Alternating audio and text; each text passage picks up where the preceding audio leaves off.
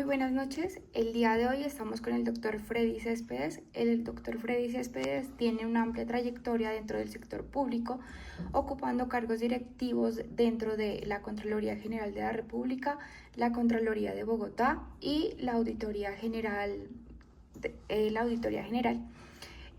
Adicionalmente, hasta febrero de este año, él estuvo desempeñando un papel muy importante dentro del ICETEX, que fue ser secretario general. Dentro de la experiencia del doctor Freddy, también tenemos que él es docente de destacadas universidades como son la Universidad del Rosario, la Universidad de Externado, la Universidad Central, entre otras. El día de hoy vamos a realizar una entrevista con fines académicos, ¿sí? Es para la especialización en finanzas públicas de la Universidad ESAP. Doctor, bienvenido.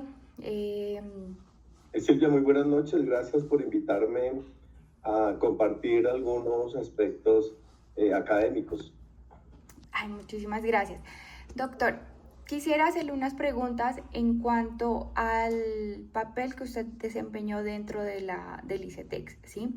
Y es que nosotros conocemos que para este año la decisión del gobierno fue reducir de una forma muy significativa el presupuesto asignado para el funcionamiento de este. ¿Usted por qué cree que se dio por qué cree que se tomó esa decisión?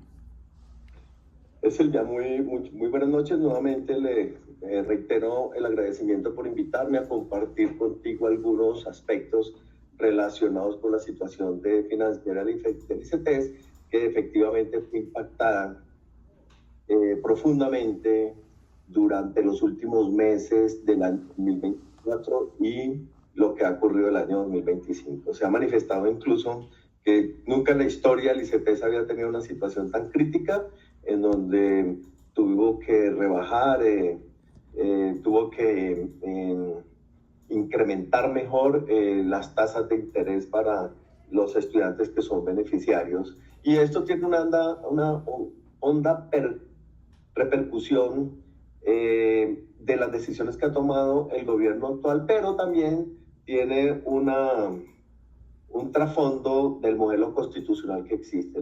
El presidente Petro llegó con unas políticas bastante rigurosas en torno a lo que significa el Estado Social de Derecho y que se ha explicado con bastantes sentencias por parte de la Corte Constitucional, y que eso ha impactado en el modelo porque pues Petro es economista, Petro es radical desde el punto de vista de lo que él manifiesta, el beneficio de las clases sociales, procurar una mayor igualdad, y eso tiene una consecuencia que voy a explicar en estas breves palabras, y es la siguiente. Recordemos que la Constitución, en los artículos 350 y 366, establecen que salvo situaciones de guerra exterior o por razones de seguridad nacional, salvo esas dos situaciones, en Colombia es prioritario el gasto social.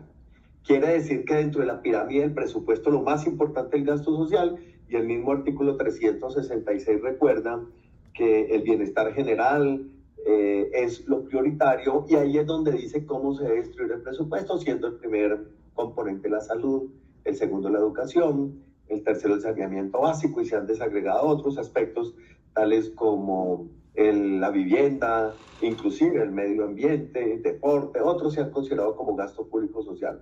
Entonces, si tenemos en cuenta ese modelo constitucional de Estado Social de Derecho, donde la Corte Constitucional viene explicando desde la sentencia TEC 406 de 1992, de lo que se denominó la primera generación de la Corte Constitucional, ese modelo, ha dicho la Corte, el modelo de Estado Social de Derecho no es una muletilla, debe entenderse en su real dimensión, por cuanto fue traído desde Alemania, de la primera posguerra, y lo que significa es un estado de bienestar, en donde lo primero que debe tenerse en cuenta es la satisfacción de necesidades de la comunidad con esas prioridades.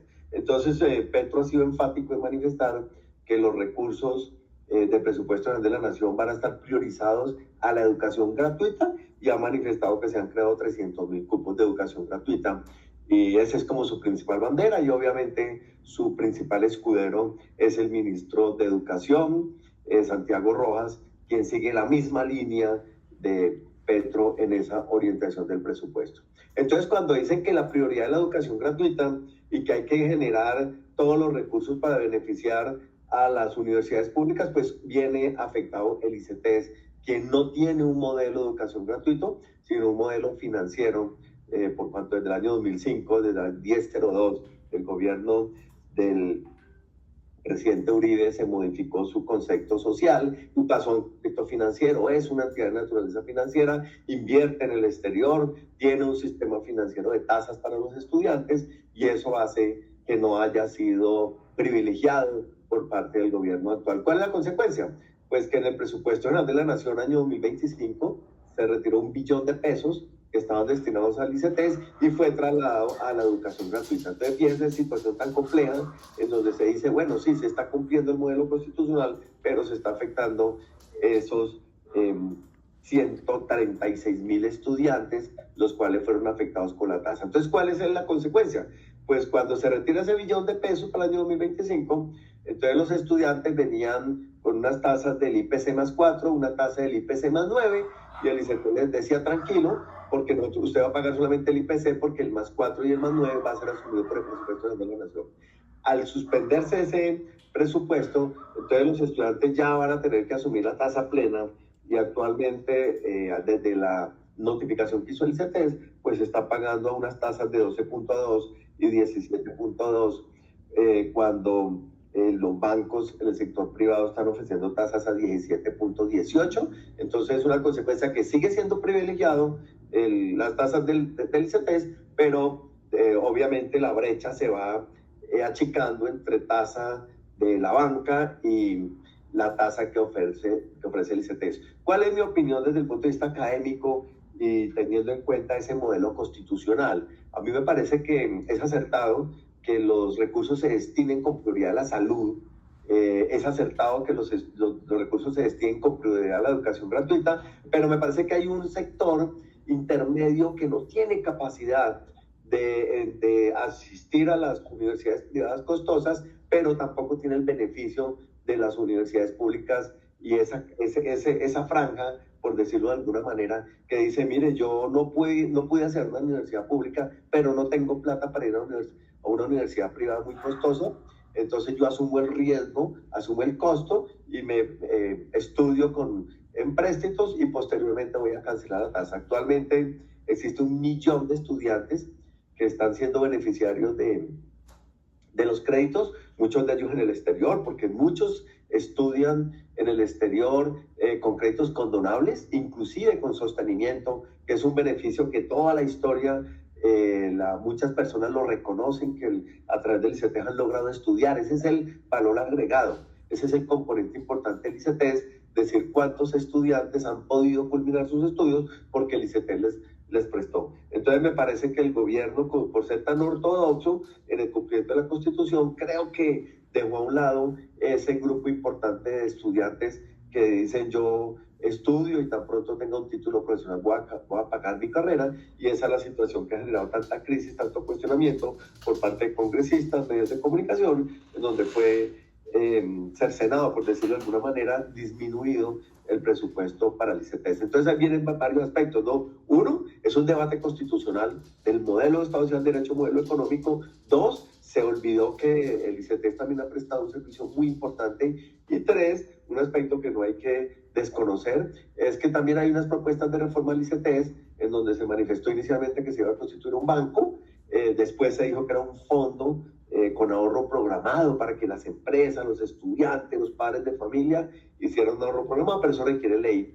Tendríamos que modificar la ley 1002 del año 2005, y ustedes saben, estamos ya iniciando etapa preelectoral, ya se está hablando de candidaturas, de consultas, de acuerdos, y no considero que haya un ambiente político para hacer este tipo de reformas. Eso conlleva que la situación es bien compleja para el ICETEX, y esperaría, ojalá se pueda lograr ese apalancamiento desde el punto de vista financiero para fortalecerlo, pero la situación actualmente es crítica. Muchísimas gracias. Desde la concepción que nos dio, pues nos hizo entender cuáles fueron las consecuencias al sector externo pues, de la reducción del presupuesto. Pero al interior de la entidad, a veces uno como ciudadano no alcanza a entender o a comprender cómo esto afecta a la estructura o al cumplimiento de la misionalidad de la entidad del ICETEX, en este caso, desde su interior. ¿Usted qué consecuencias cree que trajo eso? Bien, la disminución del presupuesto que acabo de mencionar tiene una afectación directa desde el punto de vista de su cumplimiento misional en cuanto al otorgamiento de créditos. Internamente, pues el ICT se soporta en sus rendimientos financieros, como lo acabo de mencionar. El ICT es autosostenible desde el punto de vista de los gastos de funcionamiento. El presupuesto general de la Nación no financia el funcionamiento del ICT. Por lo tanto, todo lo que tiene que ver con la nómina y los gastos de funcionamiento están garantizados. Inclusive, pues su modelo financiero, que ha sido soportado con bastante rigidez, conlleva que el ICETEX tenga una calificación muy buena en las calificadoras internacionales, y eso conlleva que el modelo financiero como tal permita que el ICETEX, desde el punto de vista interno de su funcionamiento, no haya tenido disminuciones. No obstante lo anterior, durante el año en que fui secretario general del año 2024, hubo unas políticas muy rigurosas de austeridad del gasto, considerando que se debe privilegiar siempre la inversión hacia los estudiantes y no hacia de manera interna. También hay un aspecto bien importante, Silvia, que hay que tener en cuenta, y es que el ICETEX pretendía hacer un rediseño interno para efectos de profesionalizar la planta, aspecto que no se logró en el año 2024, y ahora vendrá la otra propuesta de convertir el ICETEX de pronto en un fondo de ahorro programado. En cualquiera de estas situaciones que se dé, me parece que es beneficioso para efectos de buscar mayor solidez y mayor estabilidad para que se continúe cumpliendo con esa labor tan bonita de ayudarle a los estudiantes que no tienen capacidad económica, que no pueden hacer una universidad pública, de que puedan estudiar a través del financiamiento. Entonces, en resumen, impacto interno todavía no se evidencia, ojalá no se dé durante los siguientes años, y además se espera que con un cambio de modelo, de pronto, cuando haya cambio de gobierno, ojalá haya intención de volver a fortalecer la capacidad financiera del ICETEX. Perfecto, doctor. Muchísimas gracias por su tiempo, por su dedicación y por supuesto por compartirnos toda esta información que nos enriquece de una forma muy amplia. Gracias, Silvia. Me parece importante haber podido exponer estos aspectos. A mí me parece que aún falta un debate serio, un debate constitucional, un debate presupuestal sobre el futuro del ICETEX, y darle continuidad teniendo en cuenta toda la historia que ha dejado de esa cantidad de miles, de cientos de miles de estudiantes que han logrado un título profesional a través del financiamiento y a través de todos estos estudios que se hacen condonables y con sostenimiento en el exterior. Te agradezco mucho tu invitación. Muchísimas gracias. Muchísimas gracias a usted, que esté muy bien. Bien, muy buenas noches.